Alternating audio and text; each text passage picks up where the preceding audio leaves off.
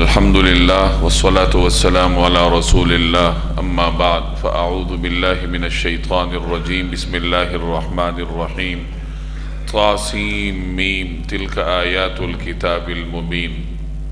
اس سورت کا نام سورۃ الشعراء ہے۔ شعراء شاعر کی جمع ہے۔ اس سورت کے آخر میں اللہ تعالیٰ نے شاعروں کی حقیقت بیان فرمائی ہے۔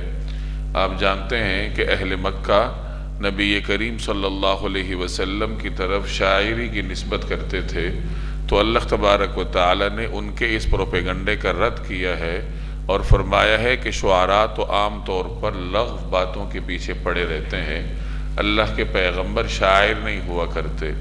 تو اس مناسبت سے اس سورت کا نام سورۃ الشعراء ہے۔ یہ مکی زمانے کے اخیر میں نازل ہوئی تھی۔ ہجرت سے 2 یا 3 سال پہلے اللہ تبارک و تعالی نے یہ سورت نبی کریم صلی اللہ علیہ وسلم پر نازل فرمائی۔ یہ وہ زمانہ تھا جب قریش اپنی پوری قوت کے ساتھ اسلام کی دعوت کے مقابلے میں صف آرا تھے۔ یہاں گزشتہ جتنی بھی چند صورتیں مسلسل مکی چلی آ رہی ہیں اور ان صورتوں کا زمانہ نزول تقریباً قریب ہے، تھوڑے بہت فرق کے ساتھ، تو یہ صورت بھی ایسی ہی زمانے میں نازل ہوئی تھی جب قریش پوری طاقت کے ساتھ اسلام کی دعوت کو روکنے کے لیے کمر بستہ تھے۔ اس صورت میں اللہ تعالیٰ نے ابتدا میں کچھ تکوینی نشانیوں کا ذکر کیا ہے اور اس کے بعد گزشتہ اقوام کا بیان ہے۔ 7 اقوام کا ذکر اللہ تبارک و تعالیٰ نے اس صورت میں فرمایا ہے۔ اس صورت میں چونکہ بہت ساری نصیحتوں کا بیان ہے، اس لیے اس کا ایک نام سورۃ الجامعہ بھی ہے، یعنی جمع کرنے والی صورت۔ مطلب کہ اس صورت میں بہت ساری نصیحتوں کو جمع کر کے لوگوں کے سامنے بیان کیا گیا ہے۔ طاسیم، یہ تو حروف مقطعات میں سے ہے۔ حروف مقطعات کے بارے میں بارہا آپ کے سامنے آ چکا ہے کہ اس کا مفہوم امت کو نہیں بتایا گیا، بس ہمیں اس پر ایمان لانے کا حکم ہے۔ اور یہاں ضمنی طور پر میں بات عرض کر دوں، پہلے بھی میں بارہا عرض کر چکا ہوں کہ قرآن کریم ایسا کلام ہے کہ اگر اس کو سمجھ کر پڑھا جائے تو پھر تو ظاہر ہے کہ انسان کو ہدایت میں ملتی ہے اور اجر میں ملتا ہے۔ لیکن اگر کوئی آدمی بغیر سمجھے پڑھتا ہے تو بغیر سمجھ کر پڑھنے والے کو بھی اجر ملتا ہے۔ ایسا نہیں ہے کہ کوئی آدمی بغیر سمجھے اس کو پڑھے اور اس کو ثواب نہ ملے۔ بغیر سمجھ کر پڑھنے والے کو بھی اجر ملتا ہے۔ حروف مقطعات کا مفہوم کسی کو نہیں آتا اور اس کی تلاوت سے ثواب ملتا ہے۔ نبی کریم صلی اللہ علیہ وسلم نے اپنے جس فرمان میں قرآن کریم کے ایک حرف کی تلاوت پر 10 نیکیوں کے اجر کا بیان فرمایا ہے، تو وہاں بطور مثال کہ آپ نے حروف مقطعات میں سے الف لام میم کو پیش کیا ہے۔ روایت کا مفہوم ہے کہ قرآن کریم کے ایک حرف کی تلاوت پر 10 نیکیاں ملتی ہیں، اور پھر آپ نے اس کی وضاحت فرمائی کہ الف لام میم ایک حرف نہیں ہے بلکہ یہ 3 حروف کا مجموعہ ہے۔ الف الگ حرف ہے، لام الگ حرف ہے، میم الگ حرف ہے، تو الف لام میم کی تلاوت کرنے والے کو 30 نیکیاں ملتی ہیں۔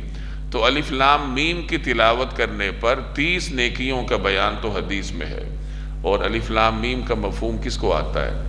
کسی کو نہیں آتا، بتایا ہی نہیں گیا۔ یہ بھی میں وضاحت کر چکا ہوں کہ مختلف حضرات نے اپنے طور پر حروف مقطعات کے معنی کو متعین کرنے کی کوشش کی ہے، لیکن وہ محض اندازے ہیں، یقینی بات نہیں ہے۔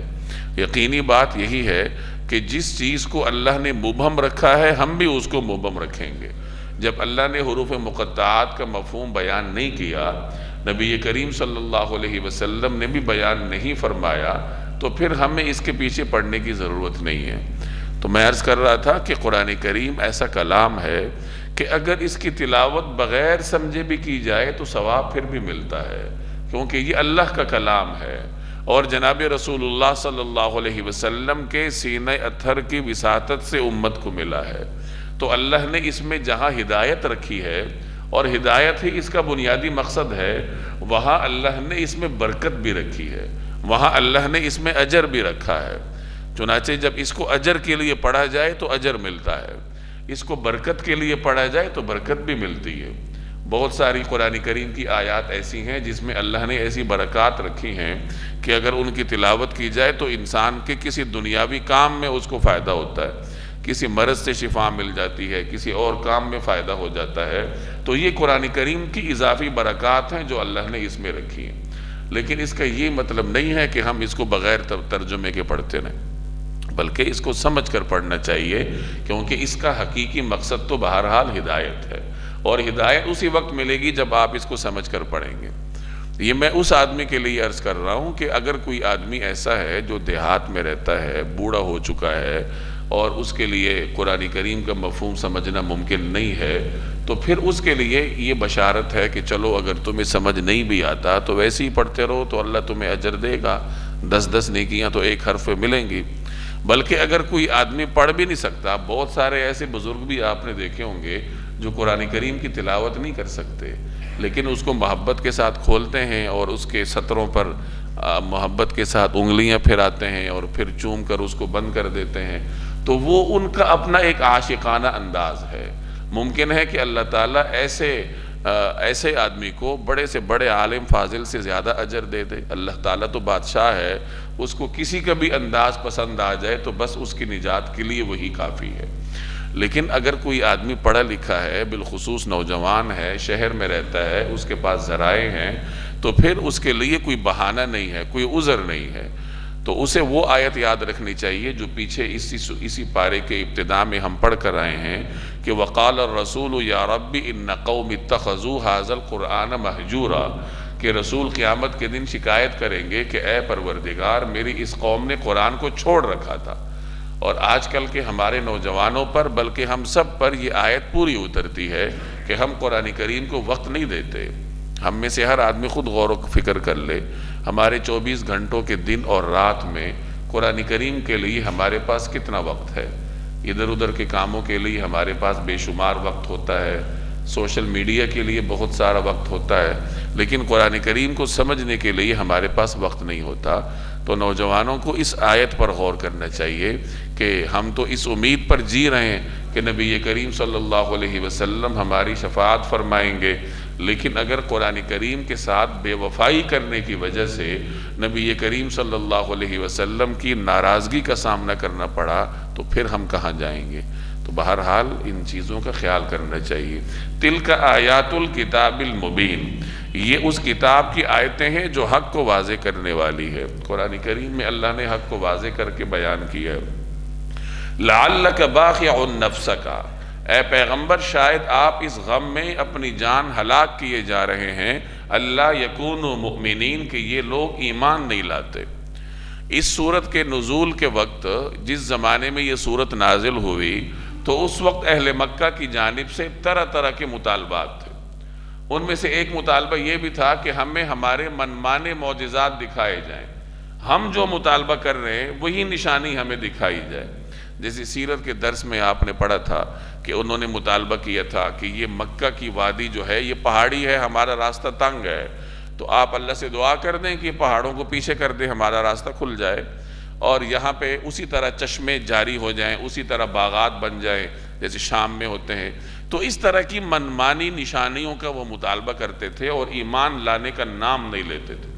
نبی کریم صلی اللہ علیہ وسلم امت پر رؤوف اور رحیم تھے، تو آپ علیہ السلام کو تکلیف ہوتی تھی، یہ آپ کے لیے بہت دشوار تھا کہ آپ یہ دیکھ رہے تھے کہ یہ میری قوم ہے، میری تکذیب کر رہی ہے، شرک کر رہی ہے، اور اپنے آپ کو جہنم کے گڑھے میں گرا رہی ہے، ہمیشہ کے لیے جہنم کا ایندھن بننے پر تلی ہوئی ہے۔ تو جناب رسول اللہ صلی اللہ علیہ وسلم پر قریش مکہ کی یہ بربادی بہت شاق گزرتی تھی، اور آپ صلی اللہ علیہ وسلم اس غم میں گھلتے رہتے تھے۔ تو یہاں اللہ تعالیٰ آپ کو تسلی دے رہا ہے کہ آپ ان کے غم میں اپنی جان کو خطرے میں نہ ڈالیں، اپنے آپ کو نقصان میں نہ ڈالیں۔ اب آپ ان کے غم میں اپنی جان کو مت گھولیے۔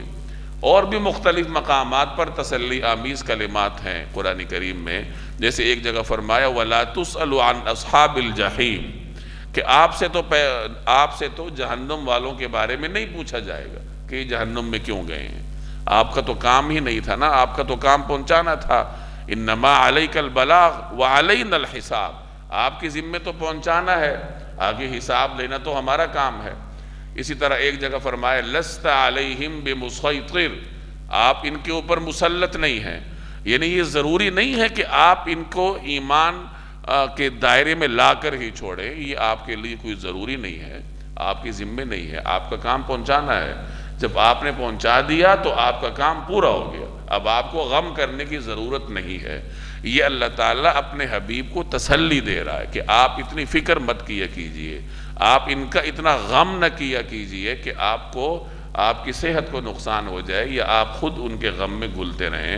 تو یہ بھی تسلی آمیز آیت ہے کہ اے پیغمبر، اے حبیب، شاید آپ ان کے غم میں اپنی جان کو خطرے میں ڈال رہے ہیں کہ یہ لوگ ایمان کیوں نہیں لاتے، تو ظاہر ہے کہ اگر یہ ایمان نہیں لاتے تو ان کے ایمان نہ لانے کے بارے میں آپ سے نہیں پوچھا جائے گا، آپ کا کام تو پہنچانا تھا، وہ آپ پہنچا چکے۔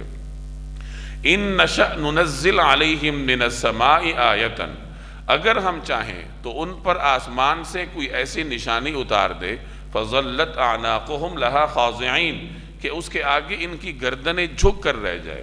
میں نے عرض کیا کہ یہ وہ زمانہ تھا جب قریش مکہ مختلف قسم کی نشانیوں کا مطالبہ کرتے تھے، کبھی کہتے تھے کہ ہمارے جد امجد قصی کو زندہ کر دیا جائے، قریش سارے قصی بن کلاب کی اولاد میں سے تھے، تو ایک مرتبہ انہوں نے کہا کہ قصی زندہ ہو جائے، باہر آ کر آپ کی تصدیق کر دے تو ہم آپ پر ایمان لائیں گے۔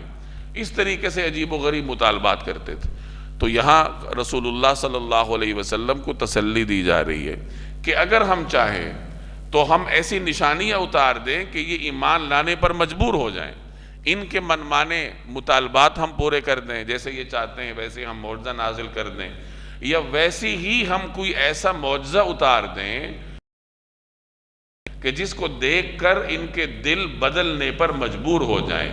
اور یہ اللہ کی قدرت میں ہے کہ اللہ تعالیٰ کسی کو زبردستی ہدایت کی طرف لے آئے۔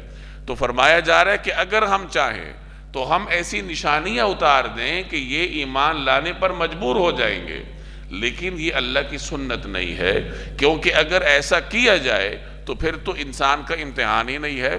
اگر کسی طالب علم کو آپ زبردستی پاس کروا دیں تو اس نے کیا امتحان دیا؟ تو اللہ تعالیٰ کا منشا یہ ہے کہ انسان اپنی عقل کو بروئے کار لا کر اپنے اختیار اور اپنے ارادے سے ایمان لائے، تو ایسا ایمان پھر اس کو فائدہ دے گا۔ اس لیے ایسے حالات اللہ کی طرف سے پیدا نہیں کیے جاتے جو کہ انسان کو ایمان لانے پر مجبور کر دیں۔ وَمَا يَأْتِيهِم مِّن ذِكْرٍ مِّنَ الرَّحْمَٰنِ مُحْدَثٍ، اور ان کے پاس خدائے رحمان کی طرف سے جو بھی کوئی نئی نصیحت آتی ہے، إِلَّا كَانُوا عَنْهُ مُعْرِضِينَ، تو یہ اس سے منہ موڑ لیتے ہیں۔ یعنی حالات ان کے یہ ہیں کہ نصیحت سے منہ موڑتے ہیں اور بڑے بڑے مطالبے کرتے ہیں کہ جی ہمیں تو یہ نشانی چاہیے، ہمیں تو وہ نشانی چاہیے۔ فَقَدْ كَذَّبُوا، اس طرح انہوں نے حق کو جھٹلایا ہے۔ فَسَيَأْتِيهِمْ أَنْبَاءُ مَا كَانُوا بِهِ يَسْتَهْزِئُونَ، چنانچہ یہ لوگ جن باتوں کا مذاق اڑاتے رہے ہیں اب ان قریب ان کے ٹھیک ٹھیک حقائق ان کے سامنے آ جائیں گے۔ جن باتوں کا یہ مذاق اڑاتے ہیں، قیامت کا، عذاب کا، اللہ کی پکڑ کا اور مختلف حقائق کا یہ آج مذاق اڑاتے ہیں، کل یہ تمام چیزیں ان کے سامنے کھلی آنکھوں آ جائیں گی۔ اولم یروا الی الارض، کیا انہوں نے زمین کو نہیں دیکھا، کم انبتنا فیہا من کل زوج کریم، کہ ہم نے اس میں ہر نفیس قسم کی کتنی چیزیں اگائی ہیں۔ آگے پیچھے دیکھ لیں، اللہ نے کتنی انواع کی چیزوں کو اگایا ہے اور اس میں کتنی نفاست ہے، کس قدر قدرت سے اللہ تبارک و تعالی نے ان چیزوں کو اگایا ہے۔ یہ اپنے ماحول کی چیزوں پر غور کیوں نہیں کرتے؟ ان فی ذلک لآیہ، یقیناً ان سب چیزوں میں عبرت کا بڑا سامان ہے۔ وما کان اکثرهم مؤمنین، پھر بھی ان میں سے اکثر لوگ ایمان نہیں لاتے۔ وان ربک لہو العزیز الرحیم، اور یقین رکھو کہ تمہارا پروردگار صاحب اقتدار بھی ہے، بہت مہربان بھی۔ یعنی اپنے ماحول میں دیکھ لیں، ان کو نشانیاں نظر آئیں گی۔ اس کا آپ تجربہ کر کے دیکھ لیجئے، انسان اپنے گرد و پیش کے ماحول میں دیکھے، ہوا پر غور کر لے، سورج کی روشنی پر غور کر لے، چاند کی چاندنی پر غور کر لے، اور گرد و پیش میں جتنی چیزیں ہیں، کبھی انسان غور و فکر کرنے بیٹھے تو اسے پھر خالق کی پہچان ہوگی کہ واقعتاً یہ جو نظام ہے آخر یہ کسی نے بنایا ہے، یہ از خود نہیں بنا۔ باہر تو بعد میں دیکھے، پہلے انسان اپنے اندر کی صورتحال دیکھ لے کہ انسان کے جسم میں اللہ کی کیسی کیسی قدرتیں کار فرما ہیں۔ تو یہ تمام نشانیاں انسان کو دین اسلام کی طرف لانے کے لیے کافی ہیں، بشرطے کہ کوئی غور و فکر کرے۔ وَإِذْ نَادَى رَبُّكَ مُوسَىٰ، اور اس وقت کا حال سنیے جب آپ کے پروردگار نے موسیٰ کو آواز دے کر کہا أَنِ ائْتِ الْقَوْمَ الظَّالِمِينَ کہ اس ظالم قوم کے پاس جاؤ، قوم فرعون یعنی قوم فرعون کے پاس، أَلَا يَتَّقُونَ کیا ان کے دل میں خدا کا خوف نہیں ہے؟ پہلے رکوع میں اللہ نے کچھ تکوینی نشانیوں کو بیان کیا، اب یہاں کچھ تاریخی نشانیوں کو بیان کیا جا رہا ہے۔ تاریخ کی 7 اقوام کا ذکر اگلے چند رکوعوں میں یہاں کیا جائے گا، اور قریش مکہ کو براہ راست اور تمام انسانیت کو بالواسطہ طور پر یہ پیغام دیا جا رہا ہے کہ یہ اقوام جن حالات سے گزری تھیں اور جس طریقے سے انہوں نے انکار کیا تھا، اگر تم بھی انکار کرو گے تو تمہارا بھی انجام یہی ہوگا جو ان اقوام کا ہوا تھا۔ ابتدا موسیٰ علیہ السلام کے واقعے سے ہو رہی ہے۔ حضرت موسیٰ علیہ السلام کا ذکر قرآن کریم میں اللہ نے بہت جگہ کیا ہے، تقریباً 46 مقامات پر حضرت موسیٰ علیہ السلام کا ذکر موجود ہے، کہیں تفصیلی ہے کہیں مختصراً ہے۔ حضرت موسیٰ علیہ السلام کی زندگی کے ابتدائی واقعات تفصیل کے ساتھ اور زمانی ترتیب کے ساتھ اللہ تعالیٰ نے پارہ نمبر 20 میں سورۃ القصص میں بیان کیے ہیں، اور ان کو نبوت ملنے کے جو بعد کے واقعات ہیں وہ تفصیل کے ساتھ سورہ طٰہٰ میں بیان ہوئے ہیں، جو پیچھے آپ پڑھ کر آئے ہیں گزشتہ سے پیوستہ لیول میں۔ یہ تو تفصیلی واقعات ہیں، اس کے علاوہ بھی جگہ جگہ حضرت موسیٰ علیہ السلام کا ذکر قرآن کریم میں موجود ہے۔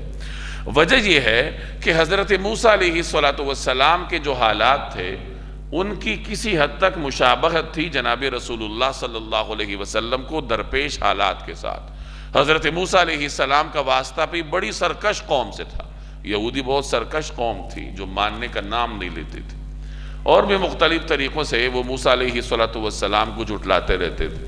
تو ان کا ذکر کر کے حضور صلی اللہ علیہ وسلم کو تسلی دی جاتی ہے کہ اے حبیب، جن حالات سے آپ گزر رہے ہیں تو ایسے حالات سے گزشتہ انبیاء بھی گزر چکے ہیں، تو انہوں نے جس طرح اولو العزمی کا اظہار کیا تھا، ثابت قدم رہے تھے، یہی انبیاء کا شیوہ ہے، اور آپ بھی اسی شیوہ پر، اسی طریقہ کار پر چل رہے ہیں۔ یعنی یہ رسول اللہ صلی اللہ علیہ وسلم کے لیے بطور تسلی کے تھا، اور اس میں ایک پہلو صحابہ کے لیے بھی تھا۔ صحابہ کو یہ کہا جاتا تھا ان واقعات کو بیان کرنے کے ذریعے کہ آپ لوگ جن حالات سے گزر رہے ہیں پیغمبر کی اتباع کی وجہ سے، پچھلی اقوام بھی ایسی حالات سے گزری تھی کہ جنہوں نے پیغمبر کی اتباع کی تھی انہیں انکار کا سامنا کرنا پڑا تھا، تشدد کا سامنا کرنا پڑا تھا۔ اور اس میں ایک پہلو وہ تھا جو مشرکین مکہ کے لیے تھا کہ انہیں یہ کہا جاتا تھا کہ جیسے وہ قوم انکار کر کے ہلاک ہوئی تو تمہارا بھی یہی انجام ہوگا۔ تو ابتدا موسیٰ علیہ السلام کے واقعے سے ہے، اور شروع اس زمانے سے کیا جا رہا ہے جب اللہ نے حضرت موسیٰ علیہ السلام کو نبوت سے سرفراز فرمایا تھا۔ سورہ طٰہٰ میں تفصیل سے آپ کے سامنے آ چکا ہے کہ موسیٰ علیہ السلام جب مدین میں 10 سال گزارنے کے بعد واپس تشریف لا رہے تھے مصر کی جانب، اور آپ کے ساتھ اپنے اہل و عیال بھی تھے، اور مقصد یہ تھا کہ طویل زمانے سے میں مصر سے باہر ہوں، والدہ سے ملاقات نہیں ہوئی، تو والدہ اور بھائی سے ملاقات ہو جائے۔ تو اپنی اہلیہ کے ساتھ، اور کچھ مال مویشی تھے جو حضرت شعیب نے ان کے ساتھ کیے تھے، تو یہ سب کچھ لے کے آ رہے تھے۔ جب کوہ طور کے پاس سے گزرنے لگے تو وہاں انہیں دور سے روشنی نظر آئی۔ موسیٰ علیہ السلام کی اہلیہ کو روشنی درکار تھی، سردی تھی، اور وہ زچگی کی کیفیت سے گزر رہی تھیں، تو انہیں کچھ گرمائش درکار تھی۔ تو موسیٰ علیہ السلام نے جب دور سے وہ شعلہ دیکھا تو وہ چلے گئے کہ شاید یہاں سے آگ مل جائے۔ تو وہاں جب گئے تو اللہ تبارک و تعالی نے انہیں نبوت کے منصب سے سرفراز فرمایا۔ یہ تفصیلی واقعہ آپ سورہ طٰہٰ میں پڑھ کر آئے ہیں، میں صرف اس کا خلاصہ عرض کر رہا ہوں۔ آج کے سبق میں تقریباً یہ 2 یا 3 رکوع پر موسیٰ علیہ السلام کا واقعہ پھیلا ہوا ہے، اور یہ تمام تفصیلات آپ میں سے اکثر لوگ پیچھے سورہ طٰہٰ میں پڑھ کر آئے ہیں، تو یہاں میں صرف بطور خلاصے کے ترجمہ کر کے آگے گزروں گا۔ تو اللہ تبارک و تعالی نے کوہ طور پر حضرت موسیٰ علیہ السلام کو نبوت سے سرفراز فرمایا، اور فرمایا کہ فرعون کے پاس جاؤ، وہ بڑا ظالم ہے، مصر میں فرعون کے پاس جاؤ اور اس کو سمجھاؤ، یہاں اسی کا ذکر ہے کہ آپ کے پروردگار نے موسیٰ علیہ السلام سے کہا کہ اس ظالم قوم کے پاس جاؤ۔ اصل میں تو ظالم فرعون تھا، لیکن اس کی جو قبطی قوم تھی وہ بھی اس کے ظلم میں برابر کی شریک تھی۔ تو یہاں اللہ نے پوری قوم کا ذکر کیا کہ جب وہ اس ظلم پر خاموش تھے اور گویا کہ اس پر راضی تھے تو وہ بھی ظالم تھے، اور وہ بھی اسی طریقے پر تھے جس طریقے پر فرعون تھا۔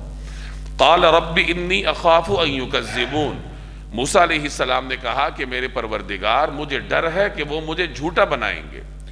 وَيَضِيقُ صَدْرِي، اور میرا دل تنگ ہونے لگتا ہے۔ وَلَا يَنطَلِقُ لِسَانِي، اور میری زبان نہیں چلتی۔ فَأَرْسِلْ إِلَىٰ ہارون، اس لیے آپ ہارون کو بھی پیغام بھیج دیجئے۔ موسیٰ علیہ السلام اپنی کچھ کمزوریوں کا، عاجزی کا اظہار اللہ کے سامنے کر رہے ہیں۔ اگلی کچھ آیات میں اسی کا ذکر ہے، اور اس میں سے کچھ چیزوں کا بیان پیچھے سورہ طٰہٰ میں تفصیل سے آ چکا ہے۔ حضرت موسیٰ علیہ السلام کی زبان مبارک میں کچھ لکنت تھی کہ کھل کر بات چیت کرنا حضرت موسیٰ علیہ السلام کے لیے کچھ مشکل تھا۔ تو حضرت موسیٰ علیہ السلام نے اللہ سے درخواست کی کہ یا اللہ میری تو زبان میں انشراح نہیں ہے، رکاوٹ ہے، تو آپ میرے بھائی ہارون کو بھی منصب رسالت میں میرا مددگار بنا دیجئے، جس کا ذکر سورہ طٰہٰ میں بھی ہے کہ وَجْعَلْ لِي ہارون اخی وَجْعَلْ لِي وزیرا من اہلی ہارون اخی، کہ میرے گھر والوں میں سے میرا ایک وزیر مقرر کر دیجئے، یعنی میرا بھائی ہارون، تو اس کو آپ میری کمر مضبوط کرنے کے لیے مقرر کر دیجئے۔ کسی بھی بھائی کے لیے اگر کوئی دنیا میں بہترین دعا ہے تو وہ موسیٰ علیہ السلام کی ہے کہ انہوں نے اپنے بھائی کے لیے نبوت کی دعا کی تھی اور اللہ نے قبول بھی کی ہے، اور اس دعا کی اور کوئی نظیر نہیں ہے کہ کسی پیغمبر نے اپنے بھائی کو بھی پیغمبر بنانے کی دعا اللہ تعالیٰ سے کی ہو۔ تو موسیٰ علیہ السلام کی دعا پر اللہ تبارک و تعالیٰ نے ان کے بھائی حضرت ہارون علیہ السلام کو بھی منصب رسالت تفویض فرمایا، اور پھر ان سے فرمایا کہ اب فرعون کے پاس جاؤ اور جا کر اس کو سمجھاؤ۔ تو موسیٰ علیہ السلام نے ایک تو یہ عذر پیش کیا کہ یا اللہ میری زبان کھلی نہیں، اور پھر کچھ حالات ایسے تھے کہ جن کی وجہ سے موسیٰ علیہ السلام کا سینہ تنگ ہونے لگتا تھا کہ میں کس طریقے سے جا کر اس ماحول میں کام کروں گا۔ حضرت موسیٰ علیہ السلام جب مصر میں تھے ابتدا میں، تو اس زمانے میں کچھ واقعات ایسے ہوئے تھے کہ انہیں مصر چھوڑ کے جانا پڑا تھا، اور مصر کی حکومت ان کی تلاش میں تھی۔ تو اس کا بھی ذکر موسیٰ علیہ السلام نے کیا کہ یا اللہ ان کی طرف سے تو میرے اوپر ایک الزام ہے، ان کی حکومت تو میری تلاش میں ہے، تو وہ تو جیسے ہی دیکھیں گے مجھے گرفتار کر لیں گے۔ تو ایسے حالات میں منصب رسالت کا جو کام ہے، ذمہ داری ہے، وہ میں کیسے انجام دوں گا۔ تو یہاں موسیٰ علیہ السلام اللہ کے سامنے اپنا یہی جو عجز ہے وہ پیش کر رہے ہیں۔ وَلَهُمْ عَلَيَّ ذَنْبٌ، اور میرے خلاف انہوں نے ایک جرم بھی عائد کر رکھا ہے۔ حضرت موسیٰ علیہ السلام ایک مظلوم کی مدد کے لیے ظالم کو انہوں نے مکہ رسید کیا تھا، اور وہ ظالم اس کتاب نہیں لا سکا اور فوت ہو گیا، مر گیا۔ تو اسی کا ذکر ہے کہ یا اللہ انہوں نے تو میرے خلاف ایک جرم بھی عائد کیا ہوا ہے، فَأَخَافُ أَن يَقْتُلُونَ، جس کی وجہ سے مجھے ڈر ہے کہ وہ مجھے قتل نہ کر ڈالیں۔ یہ تو موسیٰ علیہ السلام نے اللہ سے دعا کی۔ اب اللہ کا جواب کیا ہے؟ قال، اللہ نے فرمایا کلا، ہرگز نہیں، فَاذْهَبَا بِآيَاتِنَا، تم دونوں ہماری نشانیاں لے کر جاؤ، اِنَّا مَعَكُمْ مُسْتَمِعُونَ، یقین رکھو کہ ہم تمہارے ساتھ ہیں، ساری باتیں سنتے رہیں گے۔ سورہ طٰہٰ میں فرمایا کہ انی معکما، میں تم دونوں کے ساتھ ہوں، یعنی موسیٰ اور ہارون کے تم دونوں کے ساتھ ہوں۔ اسمعو، میں سنتا بھی ہوں، و ارا، اور دیکھتا بھی ہوں، یعنی میں حالات میری قدرت میں ہیں، تو حالات تمہارے خلاف نہیں ہونے پائیں گے، تمہیں کسی قسم کا کوئی نقصان نہیں ہوگا۔ مطلب یہ ہوا کہ جب انسان اللہ کے لیے دعوت کے میدان میں قدم رکھتا ہے، تو جیسے اللہ نے پیغمبروں کی حفاظت کی تھی، اللہ تعالیٰ داعی کی بھی حفاظت کرتا ہے۔ حالات آ سکتے ہیں، آزمائشیں آ سکتی ہیں، پیغمبروں پر بڑی آزمائشیں آئی تھیں، ہم کمزور ہیں، تو ہمارے زمانے کے داعی پر اس کے ایمان کی قوت کے برابر ظاہر ہے کہ کم درجے کی آزمائش آئے گی۔ بہرحال آزمائش آتی ہے، لیکن اگر کوئی داعی ثابت قدمی کے ساتھ دعوت کا کام کرتا رہے تو اللہ تبارک و تعالیٰ پھر اس کو ترقی عطا کرتا ہے، اس کو سرخرو کرتا ہے۔ اور یہی اصل کام ہے کہ انسان صرف دنیا میں اپنی انفرادی عبادات پر توجہ مرکوز نہ رکھے، بلکہ انفرادی عبادات کے ساتھ ساتھ کچھ اجتماعی کام بھی کرے، لوگوں تک دین کا پیغام پہنچائے، لوگوں تک سیرت طیبہ کا پیغام پہنچائے، قرآن کریم کا پیغام پہنچائے۔ یعنی یہ اجتماعی کام ہے جو ہم نے کرنا ہے۔ ہم صرف انفرادی عبادات کے مکلف نہیں ہیں کہ اپنی نماز پڑھ لی، بلکہ ہم اقامت صلاۃ کے مکلف ہیں کہ ہم نے نماز کا ماحول قائم کرنا ہے، خود بھی نماز پڑھنی ہے، اور اپنے گرد و پیش کے ماحول میں نماز کا نظام بنانے کے لیے ہم نے محنت کرنی ہے، چاہے وہ ہمارا گھر ہو، چاہے وہ ہمارا دفتر ہو، چاہے وہ بازار ہو، چاہے وہ ادارہ ہو، چاہے وہ محلہ ہو۔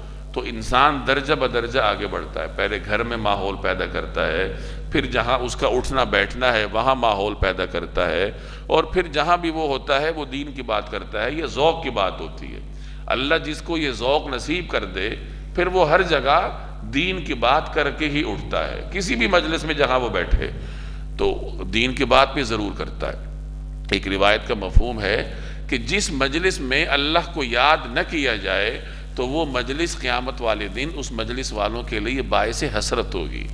تو معلوم یہ ہوا کہ اگر آپ کسی کاروباری میٹنگ میں بھی بیٹھے ہیں یا کسی بھی دنیاوی میٹنگ میں بیٹھے ہیں، کرنی پڑتی ہیں مجالس کا انعقاد کرنا پڑتا ہے دنیاوی معاملات کے لیے، تو آپ اس میں بھرپور طریقے سے اپنے دنیاوی کام کریں، لیکن اختتام سے پہلے کسی نہ کسی طریقے سے کوئی دین کی بات کر لی جائے، اللہ کو یاد کر لیا جائے، یا کم از کم دعا کر لی جائے۔ دعا اللہ سے ہوتی ہے، تو کسی نہ کسی طریقے سے اپنی ہر مجلس میں اللہ کو یاد کرنا چاہیے۔ اللہ کا پیغام چاہے ایک لمحے کے لیے ہی کیوں نہ ہو، لیکن مجلس کے ریکارڈ کا حصہ بنانا چاہیے، تاکہ کل قیامت کے دن جب یہ مجلس کی کاروائی آپ کے سامنے آئے تو آپ کو اور ہمیں حسرت کا سامنا نہ کرنا پڑے۔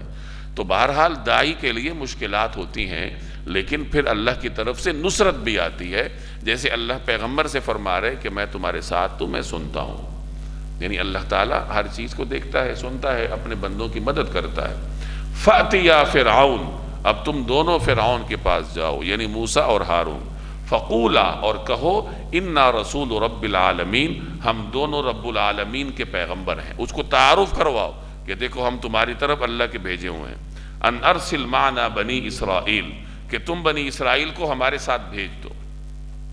بنی اسرائیل سے آپ واقف ہیں کہ یہ یعقوب علیہ السلام کی اولاد کو کہا جاتا ہے۔ یعقوب علیہ السلام کا ایک لقب اسرائیل تھا، تو ان کی اولاد کو بنی اسرائیل کہا جانے لگا۔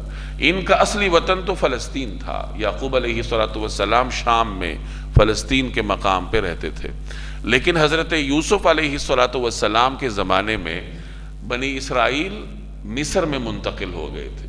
جب یوسف علیہ السلام کو اللہ تعالیٰ نے مصر کی بادشاہی دی تو بنی اسرائیل ان کے زمانے میں مصر منتقل ہو گئے تھے۔ یعقوب علیہ السلام بھی تشریف لائے اور ان کے جو 11 بیٹے تھے وہ بھی تشریف لائے۔ اس وقت یہ 11 یا 12 تھے اور رہنے لگے، تو وہیں ان کی اولاد آباد ہوئی۔ آہستہ آہستہ اللہ تعالیٰ ان کی نسل میں اضافہ کرتا گیا۔ ابتدا میں یوسف علیہ السلام کی وجہ سے ان کو ایک شان و شوکت حاصل تھی، وہ بعد میں بھی حاصل رہی جب تک وہ اپنے آباء و اجداد کے دین پر رہے۔ لیکن جب آہستہ آہستہ انہوں نے دین چھوڑ دیا تو پھر مصر کی جو مقامی آبادی تھی وہ ان پر غالب آتی گئی۔ جس زمانے میں موسیٰ علیہ السلام تشریف لائے تھے تو یہ یوسف علیہ السلام کے کوئی 450 سال بعد کا واقعہ ہے، یعنی درمیان میں 450 برس گزر چکے ہیں، اور بنی اسرائیل جو 450 برس پہلے 11 یا 12 تھے، اب وہ مصر میں 6 لاکھ کے قریب تھے۔ جب 11 یا 12 تھے، تعداد میں کم تھے لیکن نظریے کے مضبوط تھے، تو مصر پر حاکم تھے، اور اب 6.5 لاکھ ہے لیکن ٹڈی دل کی طرح ہیں کہ چونکہ نظریات چھوڑ چکے ہیں، اپنے آباء و اجداد پیغمبروں کے طریقے پر نہیں ہیں، تو تعداد میں کثرت کے باوجود مصر میں کوئی روب نہیں ہے ان کا، بلکہ جو مقامی آبادی ہے ان کی غلامی میں ذلت کی زندگی بسر کر رہے تھے۔ یہ ان کی صورتحال تھی کہ اہل مصر ان پہ ظلم کرتے تھے، ان سے کام کرواتے تھے، ان سے بیگار لیتے تھے۔ تو ایسے زمانے میں حضرت موسیٰ علیہ السلام کو اللہ نے یہ مطالبہ دے کر فرعون کے پاس بھیجا کہ دیکھو تم بنی اسرائیل کو رہائی دے دو، ان کو میرے ساتھ جانے دو۔ تم نے جو ان کو غلام بنا رکھا ہے ان کے تسلط سے، ان پر تسلط رکھنے سے تم باز آ جاؤ۔ موسیٰ علیہ السلام کے مخاطب دو اقوام تھیں، ایک تو ان کی اپنی برادری تھی بنی اسرائیل، اور دوسری مصر کی مقامی آبادی تھی جو فرعون کی قوم تھی جس کو قبطی کہا جاتا ہے۔ تو موسیٰ علیہ السلام اس طریقے سے فرعون کے پاس آئے، اور اللہ نے جیسے انہیں وحی کی تھی اسی طرح انہوں نے فرعون کو پہلے تو اپنا تعارف کروایا کہ میں تمہاری طرف اللہ کا بھیجا ہوا پیغمبر ہوں، اور پھر مطالبہ رکھا کہ میں اس لیے آیا ہوں کہ ایک تو تم اس تکبر کو چھوڑو، اور پھر یہ بنی اسرائیل کو جو تم نے غلام بنا رکھا ہے تم اس سے باز آ جاؤ۔ اب جب انہوں نے فرعون کو کہا کہ میں تمہاری طرف اللہ کا بھیجا ہوا پیغمبر ہوں، تو فرعون تو ایک متکبر تھا، اور موسیٰ علیہ السلام اس کے محل میں پرورش پا چکے تھے۔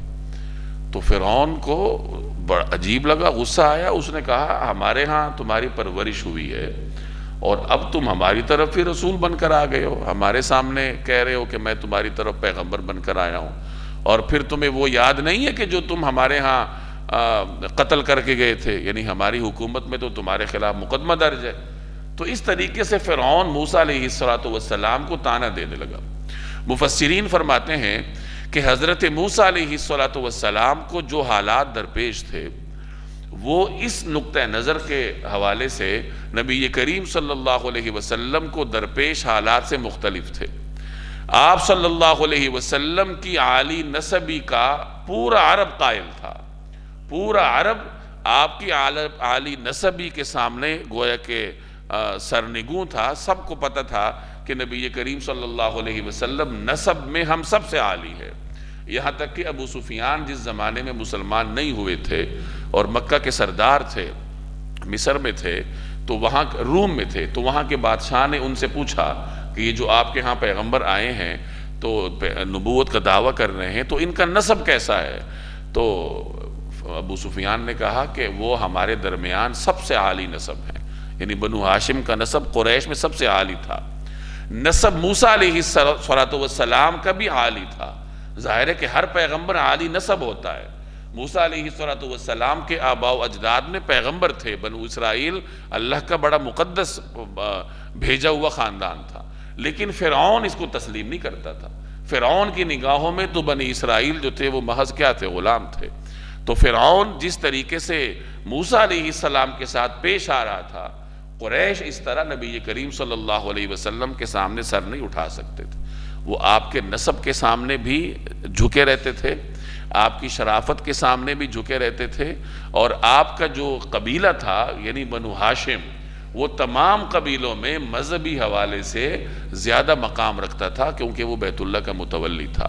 اور وہاں صورتحال یہ تھی کہ بنی اسرائیل جو موسیٰ علیہ السلام کا قبیلہ تھا وہ فرعون کے تسلط میں تھا، تو فرعون بن اسرائیلیوں کو کم نگاہ سے دیکھتا تھا۔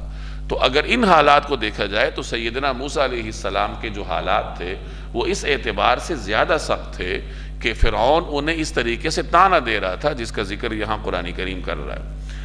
جب موسیٰ علیہ السلام نے کہا کہ بنی اسرائیل کو میرے ساتھ بھیجو، اب فرعون کیا کہہ رہے؟ قال، فرعون نے کہا الم نربک فینا ولیدا، کیا ہم نے تمہیں اس وقت اپنے پاس رکھ کر پالا نہیں تھا جب تم بالکل بچے تھے؟ ولید کہتے ہیں بچے کو، جو چھوٹا بچہ ہوتا ہے، یعنی تم ہمارے پاس تھے اور ہم نے تمہیں پالا تھا۔ وَلَبِسْتَ فِينَا مِنْ عُمُرِكَ سِنِينَ، اور تم نے ہمارے درمیان اپنی زندگی کے کئی سال گزارے، اور تم نے اپنی عمر کے بہت سارے سال ہمارے درمیان گزارے۔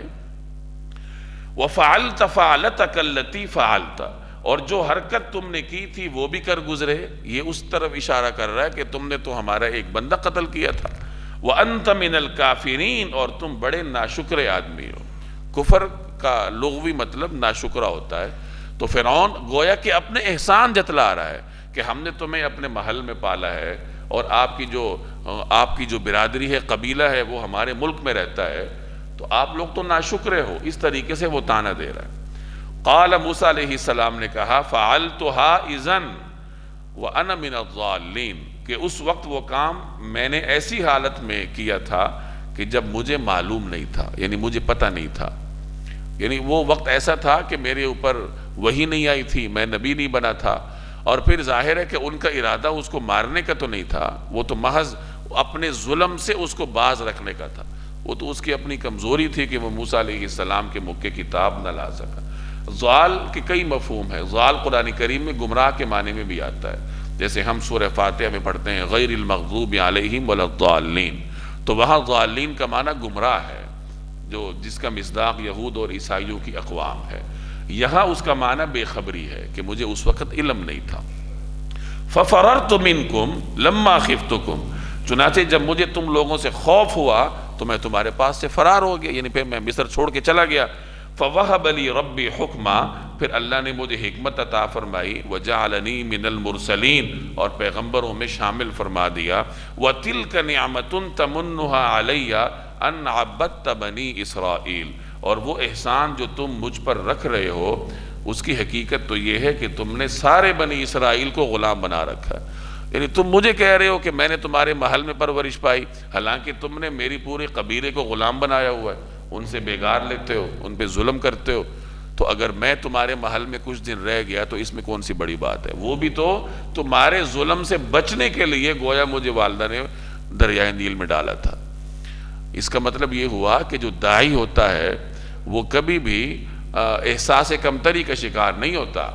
فرعون نے جب تانے دیے کہ تم نے تو ہمارے ہاں پرورش پائی تھی اور یہ ہوا تھا وہ ہوا تھا، تو حضرت موسیٰ علیہ السلام نے اس کے ان تانوں کی کوئی پرواہ نہیں کی، بلکہ حقیقت حال اس کے سامنے رکھی کہ کون سا احسان تم نے ہمارے اوپر کیا ہے، میری پوری قوم کو تم نے غلام بنا رکھا ہے، ان سے تم بیگار لیتے ہو، ان پر تم ظلم کرتے ہو، تو احسان کس چیز کا؟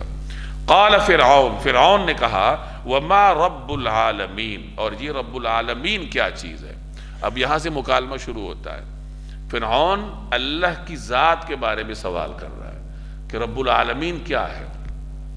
آگے حضرت موسیٰ علیہ السلام اسے 2 یا 3 جواب دیتے ہیں اسی سوال کے، لیکن وہ دونوں یا تینوں جواب اللہ کی ذات کے بارے میں نہیں ہیں، اللہ کی صفات کے بارے میں، اللہ کی قدرت کے بارے میں۔ فرعون نے کہا کہ اللہ کیا ہے، رب العالمین کیا ہے؟ موسیٰ علیہ السلام جواب دے رہے ہیں کہ میرا رب وہ ہے جس نے زمین و آسمان اور اس کے درمیان ہر چیز کو پیدا کیا۔ پھر موسیٰ علیہ السلام کہتے ہیں کہ میرا رب وہ ہے جس کی سلطنت مشرق اور مغرب پر پھیلی ہوئی ہے۔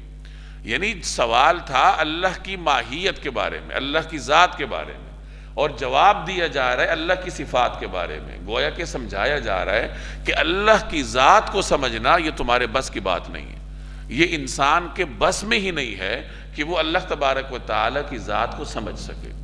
اس لیے یہ کہا جاتا ہے، یہ تعلیم ہمیں دی گئی ہے کہ اللہ کی ذات کے بارے میں غور و فکر نہ کرو، کیونکہ اللہ کی ذات کا احاطہ کرنا، اس کے بارے میں سوچنا، یہ انسان کی عقل کے قدرت سے باہر ہے۔ اللہ نے انسان کی عقل میں اتنی استطاعت رکھی ہی نہیں ہے کہ وہ اللہ تعالیٰ کی ذات کے بارے میں کچھ سوچ سکے یا اس کے بارے میں کوئی فیصلہ کر سکے۔ کمپیوٹر انسان نے بنایا ہے نا، انسان نے اس کے اندر ایک خاص صلاحیت رکھی ہے، اس صلاحیت سے زیادہ جب آپ کمپیوٹر سے مطالبہ کریں گے تو وہ آپ کو ایرر دیتا ہے نا، جواب نہیں دیتا۔ تو اسی طرح انسانی عقل میں اللہ نے یہ صلاحیت رکھی نہیں ہے کہ وہ اللہ کی ذات تک پہنچ سکے۔ تو جب آپ اس حوالے سے عقل پر زور ڈالتے ہیں تو عقل بھی ایرر دینے لگتی ہے، پھر وہ دائیں یا بائیں نکل جاتی ہے، جو صراط مستقیم ہے اس سے بھٹک جاتی ہے۔ آج کل ہمارے نوجوانوں میں عجیب و غریب رجحانات فروغ پا رہے ہیں۔ اس میں سے ایک رجحان یہ بھی ہے کہ اللہ کی ذات کے بارے میں سوالات کرتے ہیں، اللہ کی جو ماہیت ہے، اس کی جو ذات ہے، اس حوالے سے وہ تلاش اور جستجو میں رہتے ہیں۔ ہمارے ہاں نوجوان نسل میں ہر اس سوچ میں دلچسپی پائی جاتی ہے کہ جس کے جواب میں کچھ کرنا نہیں پڑتا۔ جیسے قرآن کریم جس زمانے میں نازل ہو رہا تھا تو عربوں کا دلچسپی تھی قرآن کریم کے پیغام کے ساتھ، تو نضر بن حارث جو اس زمانے میں سردار تھا، اس نے ان کو کہا کہ تم کیا قرآن کے پیچھے جاتے ہو، میں تمہیں جو فارس کے بادشاہ ہیں ان کی کہانیاں پڑھ کے سناتا ہوں۔ تو وہ گیا اور وہاں سے کچھ کہانیوں کی کتاب یا جو بھی کوئی چیزیں تھی وہ لے آیا، تو لوگ اس میں دلچسپی لینے لگے، کیونکہ بادشاہوں کی کہانیوں میں صرف لذت تھی، عمل کی کوئی چیز نہیں تھی۔ قرآن کریم پہ تو عمل کرنا پڑتا تھا۔ تو وہی نفسیات آج بھی ہیں کہ لوگ ایسی چیزوں میں دلچسپی لیتے ہیں کہ جن کو سمجھنے کے بعد کچھ کرنا نہیں پڑتا۔ صحابہ کرام کی تاریخ کے جو نازک موڑ ہیں اس حوالے سے گھنٹوں بحث کریں گے، مسلمانوں کی تاریخ کے بارے میں، ائمہ کی تاریخ کے بارے میں، شخصیات کے منفی پہلوؤں کو اجاگر کریں گے اور اجاگر کرنے والوں کو پروموٹ کریں گے۔ لوگ اسی چیزوں میں دلچسپی لیتے ہیں۔ کیوں؟ میں آپ کے سامنے اگر کسی امام کی 1000 خامیاں بیان کروں گا تو آپ بہت دلچسپی سے سنیں گے، مجھے بھی مزہ آئے گا، آپ کو بھی مزہ آئے گا، کیونکہ کرنے کی تو کوئی چیز ہے نہیں، انسان کو ویسی ہی تنقید کا مزہ آتا ہے۔ لیکن اگر مثبت چیزیں بیان کی جائیں کہ یہ بھی سنت ہے، یہ بھی سنت ہے، تو ظاہر ہے کہ اس کو کرنا پڑے گا، محنت کرنی پڑے گی، تو نفس پر ایسی چیزیں گراں گزرتی ہیں۔ تو ان چیزوں سے گریز کرنا چاہیے کہ انسان ایسی چیزوں کے پیچھے پڑے کہ جن میں کوئی عمل کی چیز نہیں ہوتی۔ تو اللہ تبارک و تعالیٰ کی قدرت پر غور کرنا چاہیے، اللہ کی صفات پر غور کرنا چاہیے، اس کے ذریعے اللہ کی معرفت حاصل ہوتی ہے، ایمان کو حلاوت نصیب ہوتی ہے، اور پھر انسان عمل کے راستے پر پڑتا ہے۔ اللہ کی ذات کے بارے میں سوچیں گے تو جواب ہے ہی کوئی نہیں، اور پھر انسان لامتناہی قسم کی وادیوں میں بھٹکتا رہتا ہے، اور پھر اس کا کوئی حل نہیں ہوتا۔ تو فرعون کہتا ہے وَمَا رَبُّ الْعَالَمِينَ، کہ یہ رب العالمین کیا چیز ہے؟ قال موسیٰ علیہ السلام نے کہا رب السماوات والارض وما بینہما، کہ وہ سارے آسمانوں اور زمین کا اور ان تمام چیزوں کا جو آسمان اور زمین کے درمیان ہیں، ان سب کا خالق ہے۔ ان کنتم موقنین، اگر تم کو واقعی یقین کرنا ہو، اگر تجھے یقین کرنا ہے تو تیرے لیے یہی جواب کافی ہے۔ قال، فرعون نے کہا لمن حولہ، اپنے ارد گرد کے لوگوں سے، الا تستمعون، کیا تم سن رہے ہو؟ یعنی وہ فرعون اب مذاق اڑا رہا ہے کہ دیکھو میں کیا سوال کر رہا ہوں، یہ کیا جواب دے رہے ہیں۔ لیکن موسیٰ علیہ السلام نے اس کے اس طعنے کا بھی کوئی نوٹس نہیں لیا اور اپنی بات جاری رکھی، اللہ کی صفات کی۔ آگے دیکھیے، قال، موسیٰ علیہ السلام نے کہا ربکم، وہ تمہارا بھی رب ہے، ورب آبائکم الاولین، اور تمہارے پچھلے باپ دادوں کا بھی رب ہے۔ قال، فرعون نے کہا ان رسولکم الذی ارسل الیکم لمجنون، کہ تمہارا یہ پیغمبر جو تمہارے پاس بھیجا گیا ہے یہ تو بالکل ہی دیوانہ ہے۔ فرعون طعنے دیے جا رہا ہے اور موسیٰ علیہ السلام اللہ کی قدرت کو بیان کیے جا رہے ہیں۔ قال، موسیٰ علیہ السلام نے کہا رب المشرق والمغرب وما بینہما، کہ وہ مشرق اور مغرب کا بھی پروردگار ہے اور مشرق اور مغرب کے درمیان تمام چیزوں کا رب ہے۔ ان کنتم تعقلون، اگر تم عقل سے کام لو۔ اب یہاں موسیٰ علیہ السلام نے فرعون کی سلطنت کو چیلنج کیا کہ تیری کیا سلطنت ہے، تو بڑا بادشاہ بنا پھرتا ہے، اس مصر پر ہی تمہاری حکومت ہے نا، مصر سے آگے اگلی ریاست ہے، آگے پھر دوسرا بادشاہ ہے۔ میرا رب وہ بادشاہ ہے جو مشرق اور مغرب اور پوری کائنات جس کے بارے میں تم سوچ سکتے ہو اس سب کا رب ہے، اس سب کی سلطنت، اس سب کی بادشاہت اکیلے میرے رب کے پاس ہے۔ اب جب فرعون کے سامنے یہ تمام باتیں آ گئیں، کوئی جواب تو رہا نہیں، طعنے بھی دے چکا ہے، لیکن موسیٰ علیہ السلام پیغام سنا رہے ہیں، اب وہ دھمکیوں پر اتر آئے۔ یہی باطل کا وتیرہ ہے نا، پہلے مذاق اڑاتے ہیں، اس کے بعد دھمکیاں دیتے ہیں، پھر تشدد پہ اتر آتے ہیں۔ فرعون کہتا ہے قال، فرعون نے کہا لئن اتخذت الہا غیری، کہ اگر تم نے میرے سوا کسی اور کو معبود مانا، لأجعلنک من المسجونین، تو میں تمہیں ضرور ان لوگوں میں شامل کر دوں گا جو جیل خانے میں پڑے ہوئے، یعنی میں تمہیں گرفتار کر لوں گا۔ قال، موسیٰ علیہ السلام نے کہا اولو جئتک بشیء مبین، کیا میں تمہیں کوئی ایسی چیز لا کر دکھاؤں جو حق کو واضح کر دے، پھر جس سے حق واضح ہو جائے۔ قال، فرعون نے کہا فأت بہ، لے آؤ، ان کنت من الصادقین، اگر آپ واقعی سچے ہیں۔ فألقى عصاہ، چنانچہ موسیٰ علیہ السلام نے اپنا عصا پھینکا، فإذا ہی ثعبان مبین، اور دیکھتے ہی دیکھتے وہ کھلا ہوا اژدہا بن گیا۔ ونزع یدہ، اور انہوں نے اپنا ہاتھ نکالا، یعنی بغل سے کھینچ کر نکالا۔ فَإِذَا هِيَ بَيْضَاءُ لِلنَّاظِرِينَ، تو پل بھر میں وہ سب دیکھنے والوں کے سامنے سفید ہو گیا۔ اللہ نے موسیٰ علیہ السلام کو 2 نشانیاں دے کر فرعون کے دربار میں بھیجا تھا۔ ایک نشانی عصا تھی، وہی عصا جو موسیٰ علیہ السلام لے کر کوہ طور پر گئے تھے، اور وہی اللہ نے کہا تھا کہ عصا کو پھینکو تو وہ اژدہا بن گئی۔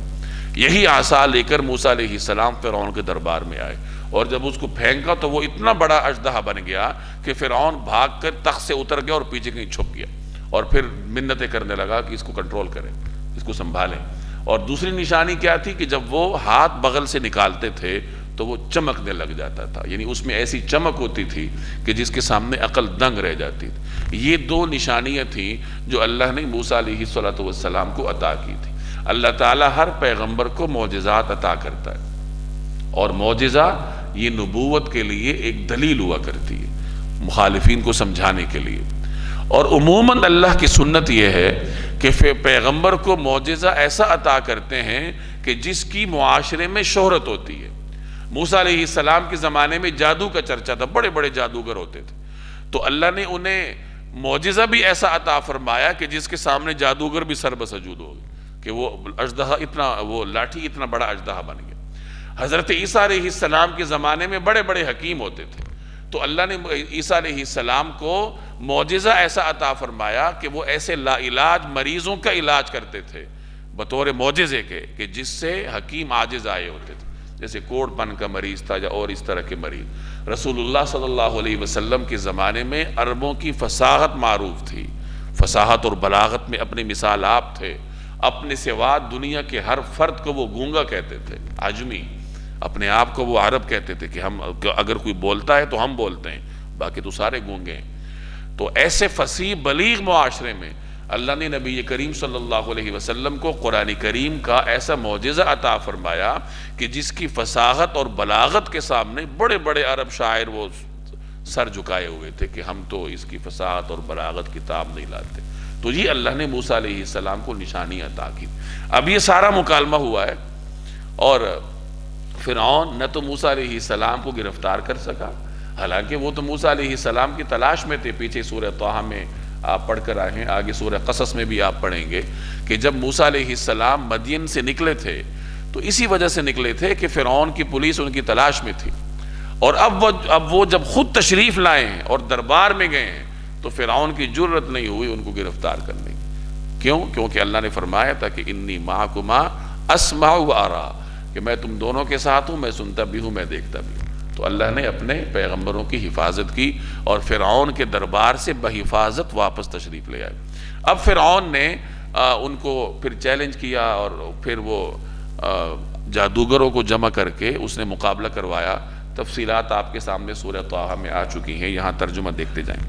قال للملأ حولہ، فرعون نے اپنے ارد گرد کے سرداروں سے کہا، ان ھذا لساحر علیم، یقیناً یہ کوئی ماہر جادوگر ہے۔ اب یہ پروپیگنڈا کر رہا ہے، کبھی مجنون کہتا ہے، کبھی جادوگر کہہ رہا ہے۔ اب اس نے بھی تو کوئی بات بنانی تھی نا اپنے وزیروں کو مطمئن کرنے کے لیے۔ یرید ان یخرجکم من ارضکم بسحرہ، یہ چاہتا ہے کہ اپنے جادو کے ذریعے تمہیں تمہاری سرزمین سے باہر نکال دے۔ اب یہ ان کے اندر خوف پیدا کر رہا ہے، جیسے ہمارے سیاستدان ہوتے ہیں نا، خوف بیچتے ہیں کہ اگر ہماری حکومت نہ آئی، فلاں آ گئی تو پتہ نہیں کیا ہو جائے گا اور تم خدا جانے کس مصیبت میں شکار ہو جاؤ گے۔ تو سیاستدان بھی خوف بیچتے ہیں، اور فرعون بھی یہی خوف بیچ رہا تھا کہ اگر میں تمہارا ساتھ چھوڑ گیا، یہ غالب آ گیا تو یہ تو تمہیں زمین سے نکال دے گا، کدھر جاؤ گے؟ فماذا تأمرون، اب بتاؤ تمہاری کیا رائے ہے؟ یعنی خوب ڈرا کے ان سے پوچھتا ہے کہ اب بولو کیا کرنا ہے۔ قالو، انہوں نے کہا، یعنی وزیروں نے، ارجہ واخاہ، کہ ان کو اور ان کے بھائی کو کچھ مہلت دیں، یعنی موسیٰ علیہ السلام اور حضرت ہارون سے کچھ وقت لیں، وابعث فی المدائن حاشرین، اور تمام شہروں میں ہرکارے بھیج دیں کہ وہ کیا کریں، یأتوک بکل سحار علیم، جو کہ ہر ماہر جادوگر کو آپ کے پاس لے آئے۔ میں نے عرض کیا کہ اس زمانے میں مصر میں جادوگروں کا عروج تھا، بڑے بڑے جادوگر پائے جاتے تھے، اور فرعون کے دربار سے وابستہ تھے، کچھ اس کے دربار میں ہوتے تھے، کچھ دور دراز ملک میں پھیلے ہوئے تھے۔ اس زمانے میں مصر میں غالباً کوئی 1000 کے قریب شہر اور بستیاں تھیں، تو ان تمام شہروں اور بستیوں سے جادوگروں کو دارالخلافہ میں جمع کرنے کے لیے کچھ وقت چاہیے تھا، تو یہی انہوں نے کہا کہ کچھ وقت لے لو اور اپنے نمائندے بھیجو، جادوگر جمع کرو تاکہ مقابلہ ہو۔ فَجُمِعَ السَّحَرَةُ لِمِيقَاتِ يَوْمٍ مَعْلُوم، چنانچہ ایک دن مقررہ وقت پر سارے جادوگر جمع کر لیے گئے۔ وَقِيلَ لِلنَّاسِ، اور لوگوں سے کہا گیا، هَلْ أَنْتُمْ مُجْتَمِعُونَ، کیا تم لوگ جمع ہو رہے ہو؟ یعنی جادوگروں کو جمع کرنے کے بعد اب لوگوں کو جمع کیا جا رہا ہے، ترغیب دی جا رہی ہے عوام کو کہ عوام جمع ہو، عوام کے سامنے ایک مظاہرہ ہو۔ ان کا خیال تھا کہ ہمارے جادوگر غالب آ جائیں گے اور ہم پروپیگنڈا کریں گے کہ یہ تو جادو تھا جس کو ہمارے جادوگروں نے کیا کر دیا، توڑ دیا۔ لعلنا نتبع السحرہ، شاید اگر یہ جادوگر ہی غالب آ گئے، ان کانوا هم الغالبین، تو ہم انہی کے راستے پر چلیں۔ لعلنا نتبع السحرہ، کہ ہم انہی جادوگروں کے راستے پر چلیں گے، یعنی جو دور دور سے آئے ہیں۔ ان کانوا هم الغالبین، اگر یہ غالب آ گئے۔ مقصد یہ ہے کہ عوام کو جمع کیا جائے، ان جادوگروں کو غالب کروایا جائے پیغمبروں پہ، تاکہ لوگ پیغمبر کو چھوڑ کے کس کے پیچھے چلیں، کس کی اتباع کریں؟ جادوگروں کی اتباع کریں۔ فلما جاء السحرہ، جب جادوگر آ گئے، قالوا لفرعون، تو انہوں نے فرعون سے کہا، اَإِنَّ لَنَا لَأَجْرًا، کیا ہمارے لیے کوئی اجر ہے، کوئی انعام ہے؟ ان کننا نحن الغالبین، اگر ہم غالب آ گئے۔ ظاہر ہے کہ جادوگروں نے جو فرعون کا ساتھ دینا تھا آخرت کے لیے تو نہیں دینا تھا نا، دنیاوی مفاد کے لیے دینا تھا، تو وہ کہہ رہے ہیں کہ ہمیں مفاد کیا دو گے؟ تو فرعون نے کہا، قال نعم، فرعون نے کہا ہاں، وَإِنَّكُمْ إِذًا لَمِنَ الْمُقَرَّبِينَ، اور میں تمہیں اس صورت میں مقرب لوگوں میں ضرور تمہیں شامل کیا جائے گا، یعنی اگر تم غالب آ گئے تو پھر تم مقربین میں سے ہوگے، تم میرے قریبی لوگوں میں سے ہوگے۔ کسی جادوگر کو فرعون جیسے بادشاہ کا قرب مل جائے، اسے اور کیا چاہیے؟ تو جادوگر خوشی خوشی میدان میں اتر آئے۔ قال لهم موسیٰ، موسیٰ علیہ السلام نے ان سے کہا، القوا ما انتم ملقون، جو کچھ تمہیں پھینکنا ہے پھینکو، یعنی جو تم نے کرتب دکھانا ہے دکھاؤ۔ سورہ طٰہٰ میں اس کی تھوڑی تفصیل ہے کہ جب جادوگر میدان میں آ گئے تو انہوں نے موسیٰ علیہ السلام سے کہا، یا موسیٰ اما ان تلقیا، اگر آپ مناسب سمجھیں تو پہلے آپ اپنا عصا پھینک دیں، اور اگر ہمیں اجازت دیتے ہیں تو پھر ہم جو ہے وہ اپنا کرتب دکھاتے ہیں۔ یعنی انہوں نے موسیٰ علیہ السلام کو پہلے دعوت دی، اور پھر اللہ نے اسی لحاظ کی وجہ سے انہیں ہدایت بھی عطا کی، جس کا ذکر آگے آئے گا۔ فَأَلْقَوْا حِبَالَهُمْ، اس پر جادوگروں نے اپنی جو رسیاں تھیں وہ پھینک دیں، وَعِصِيَّهُمْ، اور اپنی لاٹھیاں۔ جب موسیٰ علیہ السلام نے کہا کہ نہیں پہلے تم کرو، تو انہوں نے اپنی لاٹھیاں اپنی رسیاں پھینک دیں۔ وَقَالُوا، اور کہا، بِعِزَّةِ فرعون، فرعون کی عزت کی قسم، اِنَّا لَنَحْنُ الْغَالِبُونَ، ہم ہی غالب آئیں گے۔ انہوں نے رسیاں پھینکی تو وہ پھر جس طرح جادوگر نظر بندی کرتا ہے تو لوگوں کو ایسا لگنے لگا جیسے یہ اژدہیں اور سانپ ہیں، یعنی واقعتاً سانپ نہیں تھے بلکہ نظر بندی کر کے انہوں نے لوگوں کی نگاہوں میں ان کو سانپ کر کے دکھایا۔ فَأَلْقَى مُوسَىٰ عَصَاهُ، اب موسیٰ علیہ السلام نے اپنا عصا زمین پر ڈالا۔ اب معجزہ تھا اللہ کا، فَإِذَا هِيَ تَلْقَفُ مَا يَأْفِكُونَ، تو اچانک اس نے اس تماشے کو نگلنا شروع کر دیا جو وہ جھوٹ موٹ بنا رہے تھے۔ جیسے ہی معجزہ سامنے آیا، حق سامنے آیا، تو وہ جو جادوگروں کا دجل اور فریب تھا وہ ختم ہو گیا، یعنی انہوں نے جو لوگوں کی آنکھوں پہ نظر بندی کی تھی وہ بھی ختم ہو گئی، اور اس نے اس سب کچھ کو نگل لیا۔ اب اہل فن جانتا ہے، جادوگر جانتے تھے کہ جادو کیا ہے۔ جب انہوں نے یہ صورتحال دیکھی تو وہ سمجھ گئے کہ یہ جادو نہیں ہو سکتا۔ ظاہر ہے کہ جادوگر جادو کو جانتا ہے نا، عام آدمی تو نہیں جانتا، تو جادوگر فوراً سمجھ گئے کہ کچھ بھی ہو جائے لیکن یہ جادو نہیں ہے، یہ معجزہ ہی ہو سکتا ہے۔ چنانچہ وہ فوراً سجدے میں گر گئے، گویا کہ اس معجزے نے انہیں سجدے میں گرا دیا۔ فَأُلْقِيَ السَّحَرَةُ سَاجِدِينَ، بس پھر وہ جادوگر سجدے میں گرا دیے گئے۔ یعنی یہ معجزہ اتنا مؤثر تھا کہ جادوگروں سے رہا نہیں گیا، اور اس کی اثر انگیزی نے جادوگروں کو سجدہ کرنے پر مجبور کیا۔ قالو، اور انہوں نے کہا جادوگروں نے، آمنا برب العالمین، ہم رب العالمین پر ایمان لے آئے، رب موسیٰ و ہارون، جو موسیٰ اور ہارون کا پروردگار ہے۔ قال، فرعون کہتا ہے، آمنتم لہو قبل ان آذن لکم، تم میرے اجازت دینے سے پہلے ہی موسیٰ پر ایمان لے آئے ہو، یعنی مجھ سے اجازت لیا ایمان لانے کی۔ انہو لکبیرکم، معلوم ہوا کہ یہی تمہارا بڑا ہے، تمہارا سرغنہ ہے، الذی علمکم السحر، جس نے تمہیں جادو سکھایا ہے۔ فرعون نے فوراً پینترا بدلا، عوام کے سامنے صورتحال واضح ہوئی، جادوگر سجدے میں گر گئے، ایمان لے آئے۔ فرعون عزت بچانے کے لیے اب کہتا ہے کہ تم سب ملے ہوئے ہو آپس میں۔ فَلَسَوْفَ تَعْلَمُونَ، اچھا ابھی تمہیں پتہ چل جائے گا، لَأُقَطِّعَنَّ أَيْدِيَكُمْ وَأَرْجُلَكُمْ مِنْ خِلَافٍ، میں تم سب کے ایک طرف کے ہاتھ اور دوسری طرف کے پاؤں کٹواؤں گا، وَلَأُصَلِّبَنَّكُمْ أَجْمَعِينَ، اور تم سب کو سولی پر لٹکا دوں گا۔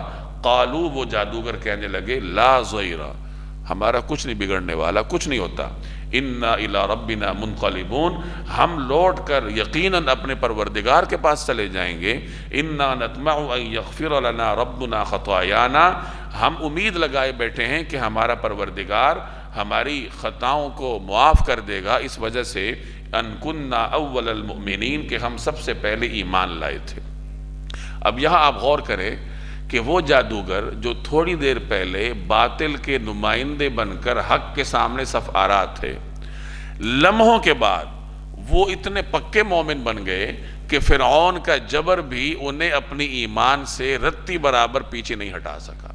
انہوں نے سولی پر چڑھنا گوارا کر دیا، ہاتھ پیر کٹوانے گوارا کر لیے، لیکن ایمان سے نہیں پھیرے۔ اس کی کیا وجہ تھی؟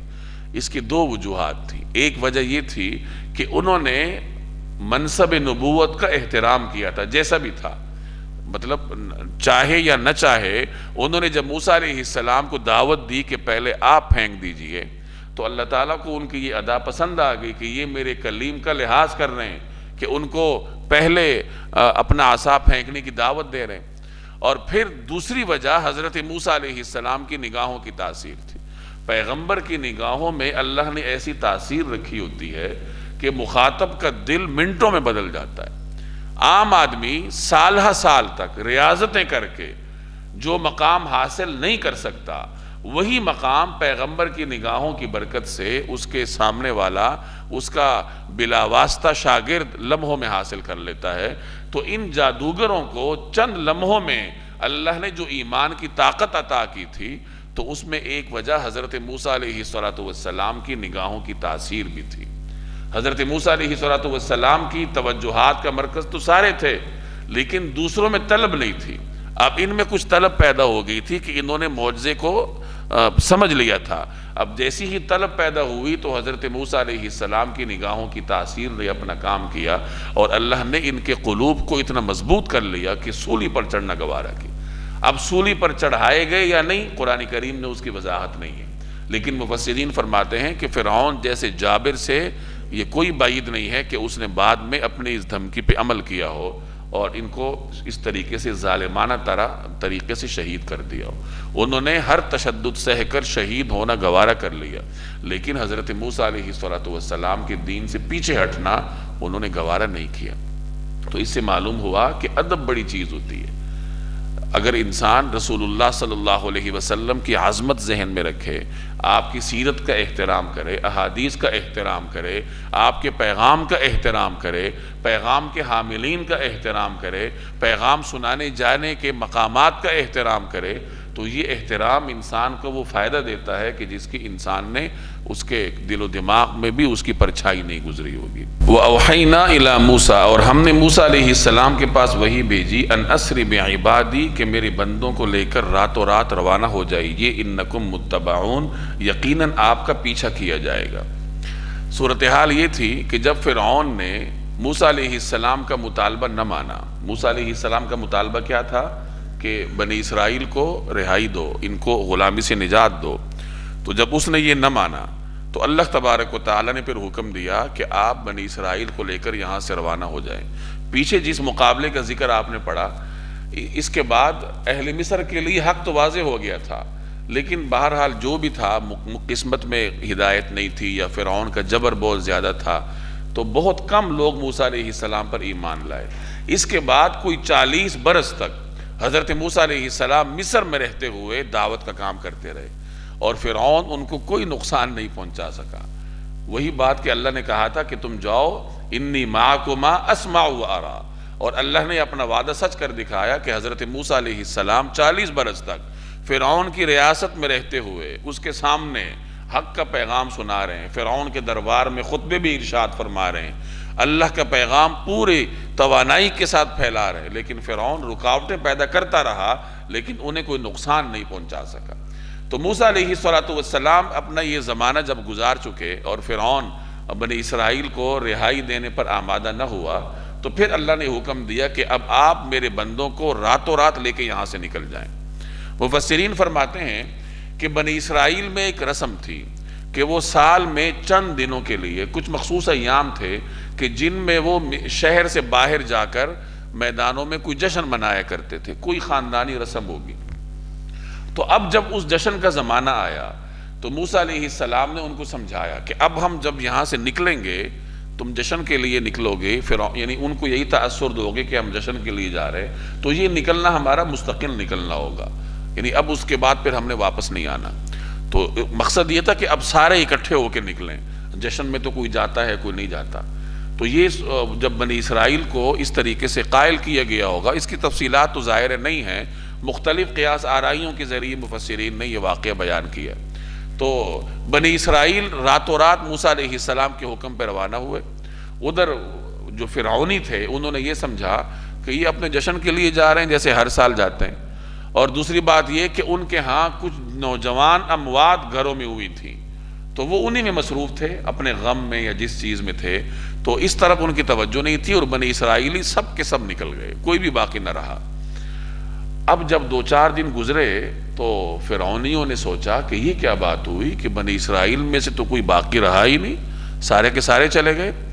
تو پھر فرعون کے کان کھڑے ہوئے اور اس نے جو اپنی فورسز تھیں ان کو جمع کیا کہ ہم ان کا پیچھا کریں گے، اور ان کو تسلی بھی دی کہ دیکھو تم لوگ بے فکر ہو جاؤ، وہ چھوٹی سی تو جماعت ہے، وہ ہمارے مقابلے میں کیا طاقت رکھتی ہے، ہم ان کا پیچھا کریں گے، اگر کوئی مقابلہ بھی ہوتا ہے تو بے فکر ہو جاؤ، ہم غالب آ جائیں گے، وہ تو تعداد میں بہت کم ہے ہم سے، اور طاقت میں ہم ان سے بہت زیادہ ہیں۔ تو فورسز جمع کرنے میں اسے مزید چند دن لگ گئے۔ اب جب وہ تقریباً 10-12 لاکھ کا لشکر لے کے روانہ ہوا تو اس وقت تک بنی اسرائیل کو اتنی مہلت مل چکی تھی کہ وہ بحر قلزم کے کنارے پہنچ گئے تھے۔ تو اس وقت فرعون اپنے لشکر کو، اپنے گھڑ سوار دستے کو ہمراہ لے کر ان کے پیچھے پہنچا۔ اب جس وقت وہ بنی اسرائیل کے قریب پہنچا تو بنی اسرائیل تھے تو بے صبرے، انہوں نے پیچھے دیکھا تو فرعون کا لشکر ہے، سامنے دیکھا تو سمندر کی بے رحم موجیں ہیں۔ تو اب انہوں نے موسیٰ علیہ السلام سے شکایت شروع کر دی کہ اب ہم کدھر جائیں گے۔ شکایت وہ پہلے بھی کرتے تھے، جیسے میں نے پہلے عرض کیا کہ موسیٰ علیہ السلام 40 برس تک تبلیغ کرتے رہے، تو اس زمانے میں بنی اسرائیلی ایمان بھی لائے تھے، کچھ مضبوط تھے ایمان میں، کچھ کمزور تھے، شکایتیں کرتے رہتے تھے۔ ایک مرتبہ انہوں نے شکایت کی موسیٰ علیہ السلام سے کہ جب آپ ہمارے پاس نہیں آئے تھے پیغمبر بن کر، ہم پھر بھی مصیبت کا شکار تھے، آپ کے آنے کے بعد بھی مصیبت کا شکار ہے، یعنی ہمارا تو وہی حال ہے جو پہلے تھا۔ تو اس قسم کی قوم تھی وہ، بے صبری۔ اب انہوں نے شکایت کرنی شروع کی کہ اب ہم کدھر جائیں، پیچھے فرعون کا سمندر ہے، سامنے پانی کا سمندر ہے۔ تو موسیٰ علیہ السلام نے تسلی دی کہ کچھ نہیں ہوتا، اللہ نے وہی بھیجی ہے کہ اس کے اوپر لاٹھی مارو تو کیا ہوگا، راستے بن جائیں گے۔ یعنی وہی عصا جس کو وہ پھینکتے تھے تو اژدہا بن جاتا تھا، اب اسی عصا کا حکم تھا کہ اس کو سمندر کے پانی پر مارو گے تو سمندر آپ کو راستہ دے دے گا، تو اسی کا ذکر ہے یہاں۔ فَأَرْسَلَ فِرْعَوْنُ فِي الْمَدَائِنِ حَاشِرِينَ، اس پر فرعون نے شہروں میں ہرکارے بھیج دی۔ جب اسے پتہ چلا کہ وہ تو سارے ہی چلے گئے، اب اس نے ہرکارے بھیجے، کیوں؟ فورس جمع کرنے کے لیے، اور کہنے لگا ان کو تسلی دیتے ہوئے کہ إِنَّ هَؤُلَاءِ لَشِرْذِمَةٌ قَلِيلُونَ، کہ یہ تو بس ایک چھوٹی سی جماعت کے تھوڑے سے لوگ ہیں، یعنی اپنی فورس کو کہہ رہا ہے کہ تم تو بہت زیادہ ہو، بنی اسرائیلی تو بہت کم ہیں۔ وَإِنَّهُمْ لَنَا لَغَائِظُونَ، اور حقیقت یہ ہے کہ انہوں نے ہمارے دل جلائے ہوئے ہیں، یعنی یہ اپنی قوم کو غصہ دلا رہا ہے کہ انہوں نے ہمارے دل جلائے ہوئے ہیں، ہماری نافرمانی کی ہوئی ہے، ان کو پکڑنا ہے جا کے۔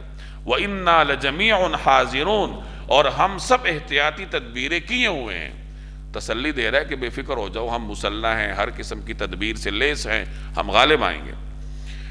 فَأَخْرَجْنَاهُمْ مِنْ جَنَّاتٍ وَعُيُونٍ، اس طرح ہم انہیں باہر نکال لائے باغوں اور چشموں سے بھی، وَكُنُوزٍ وَمَقَامٍ كَرِيمٍ، اور خزانوں اور باعزت مقامات سے بھی۔ اللہ کہہ رہا ہے کہ مصر باغات والا ملک تھا، دریائے نیل وہاں ہر وقت بہتا تھا، چشمے تھے، اللہ نے انہیں خزانے دیے تھے، مال و دولت دیا تھا، بڑے بڑے محلات دیے تھے۔